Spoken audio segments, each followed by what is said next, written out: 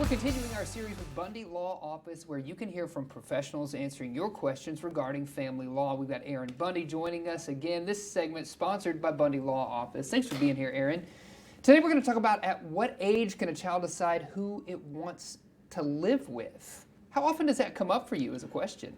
It comes up a lot. It comes up in a variety of different scenarios, and there are a lot of myths and misconceptions out there about how old a child has to be, and then what happens when a child has a preference. Those are two different things. I know, because there's so many like milestones in a child's life. I think of like maybe it's 16, maybe it's 18, maybe it's 21. So what are those misconceptions that you're talking about? One is that when a child turns 12, they can say where they want to live, and that's it. Right. And none of that is true. And sometimes when it comes up and we hear from one side or the other that a child has a preference, the first thing that the other parent thinks is, oh, they're being coached or manipulated. And that can be true, but it's not always true. Sometimes this stuff comes up on the playground because kids talk, right? Sure, yeah. And so if one kid was involved in a child custody matter and they spoke to the judge or were interviewed by someone, they tell their friends. So sometimes children get this information from their peers, from each other, and then we have to deal with it because we have a child who has expectations that now I'm in control. Right. Oh, that's fascinating. Any other misconceptions you want to speak to?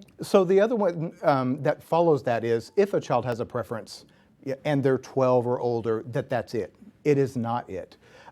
Like any other family law case, especially in child custody, these are fact-sensitive issues. Mm-hmm. So that's just really kind of start the inquiry about what's going on here with this child. Is the child intelligent enough to know what should be happening in their life? And then where is this coming from? Why? Is there a good reason to make a change? Okay, yeah, wow, that's a lot to consider. What is the reality when it comes to child preferences? Is that the child is not in control. Okay. And the bottom line is there's going to be a lot more that you have to dig in and find out what's going to happen there.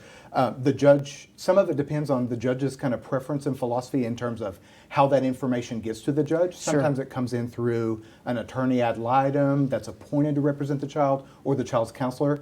And some judges they're welcoming and they'll invite a child to come into their office and tell them their preference. But that doesn't mean that's going to carry the day. Yeah, understood. And Aaron, where do you come in? How do you help parents or a parent who is dealing with this sort of issue? So when I'm talking about this, I'm really trying to tell you and the viewers about it from both sides. Whether you're the parent who thinks that your child has a preference to live with you, or you're a parent who has learned that maybe your child wants to spend less time with you, and that you're just now starting on this path here in the journey of what's going to happen.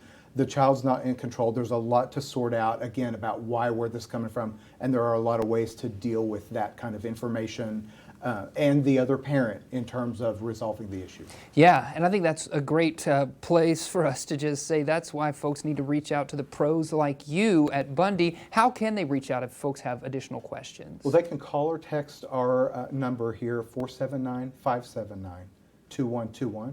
Or they can email us, info@bundy.law. Yeah, great. Aaron, thanks as always. You always bring up such great issues for us to consider and think about, and things I wouldn't have thought about before, but I know that a lot of parents struggle with, so I appreciate that. Sure.